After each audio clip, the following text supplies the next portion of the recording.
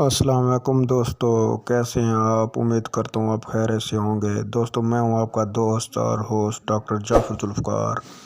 دوستو میں آپ دوستوں کو اپنے یوٹیوب چینل پر ویلکم کرتا ہوں، خوش آمدید کہتا ہوں۔ دوستو ہمارا آج کا موضوع ہے مردوں کی وہ مخصوص بیماری جس کا شکار ہونے والے آدھے مرد ہیں اور ان کو معلوم بھی نہیں۔ دوستو آپ سوچ میں پڑ گئے ہوں گے کہ وہ کون سی مخصوص بیماری ہے جس کا آج ہم نے ذکر کرنا ہے، جس کے اوپر آج ہم ڈسکس کریں گے۔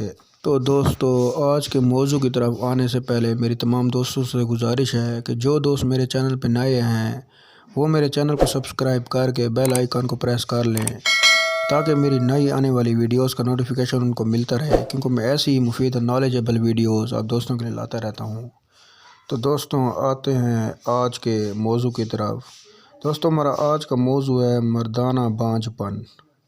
دوستو مردانہ بانجھ پن ایک عام پایا جانے والا مسئلہ ہے، لیکن اس سے بھی بڑا مسئلہ یہ ہے کہ تقریباً 50% مرد علامات ظاہر ہونے کے باوجود ڈاکٹر سے رابطہ نہیں کرتے، جس کا نتیجہ ان کی توقع سے بھی زیادہ خطرناک ثابت ہو سکتا ہے۔ مردوں کی بڑی تعداد میں بانجھ پن کا مسئلہ صرف اسی وجہ سے سنگین صورت اختیار کر جاتا ہے کہ وہ بر وقت ڈاکٹر سے رابطہ نہیں کرتے۔ دوستو کچھ دوست یہ پوچھتے ہیں کہ ہمیں کس وقت ڈاکٹر سے رابطہ کرنا چاہیے۔ کچھ دوست شادی کے 1 منتھ یا 2 منتھ بعد کہتے ہیں کہ ہمارا حمل نہیں ٹھہر رہا، کیا ہمیں ڈاکٹر سے رابطہ کرنا چاہیے یا نہیں۔ دوستو اگر 1 سال کی کوشش کے باوجود حمل نہ ٹھہرے تو اس صورت میں ڈاکٹر سے رابطہ کرنا ضروری ہے، کیونکہ یہ مردانہ بانجھ پن کی علامت ہو سکتی ہے اور کچھ دیگر مسائل کا پیش خیمہ بھی ثابت ہو سکتی ہے۔ اکثر مرد یہ سوچ کر ڈاکٹر سے رابطہ نہیں کرتے کہ انہیں یہ سننا پڑے گا کہ وہ بانجھ پن کا شکار ہیں، جسے وہ اپنے لیے باعث شرمندگی سمجھتے ہیں، اور کچھ مرد یہ سوچ کر خود کو دھوکہ دیتے رہتے ہیں کہ شاید حمل واقع نہ ہونے کے لیے شریک حیات ذمہ دار ہے۔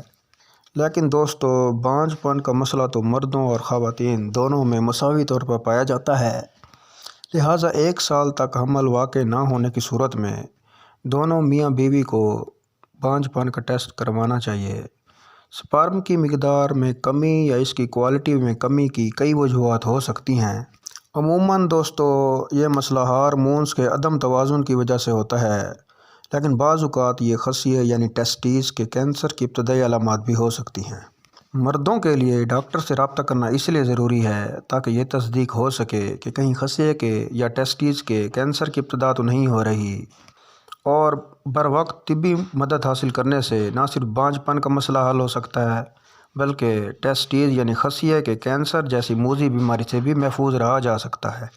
تو دوستو اگر شادی کے 1 سال تک حمل نہ ٹھہرے یا حمل واقع نہ ہو تو میرے مشورے کے مطابق میاں اور بیوی دونوں کو ہی بانجھ پن کا ٹیسٹ کروانا ضروری ہے، تاکہ یہ پتہ چل سکے کہ مسئلہ مرد میں ہے یا عورت میں، تاکہ اس کا بر وقت طبی علاج کر لیا جائے، کیونکہ بر وقت علاج کرنے سے ہی بانجھ پن کا مسئلہ ختم ہوگا اور جوڑا جو ہے وہ صاحب اولاد ہوگا۔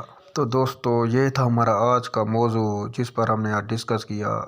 دوستو امید کرتا ہوں آپ کو میری یہ ویڈیو پسند آئی ہوگی۔ اگر دوستو ویڈیو پسند آئی تو اس کو لائک کر دیں اور شیئر ضرور کر دیا کریں تاکہ کسی انسان کا بھلا ہو سکے، اور دوستو ہماری ویڈیوز کو صدقہ جاریہ سمجھ کر شیئر کریں، اور مزید ایسی مفید اور نالجیبل ویڈیوز دیکھنے کے لیے میرے چینل کو سبسکرائب کر لیں اور بیل آئیکن کو بھی ساتھ پریس کر کے آل پہ سلیکٹ کر لیں تاکہ میری تمام نئی آنے والی ویڈیوز کا نوٹیفیکیشن آپ کو ملتا رہے۔ اور دوستو آخر میں میری دعا کہ اللہ آپ کو اور آپ کے گھر والوں کو تمام قسم کی بیماریوں سے محفوظ رکھے اور آپ کا گھرانہ ہمیشہ ہی ہنستا مسکراتا رہے، آمین ثم آمین۔ اور دوستو اب میں آپ دوستوں سے اجازت چاہتا ہوں، اللہ حافظ۔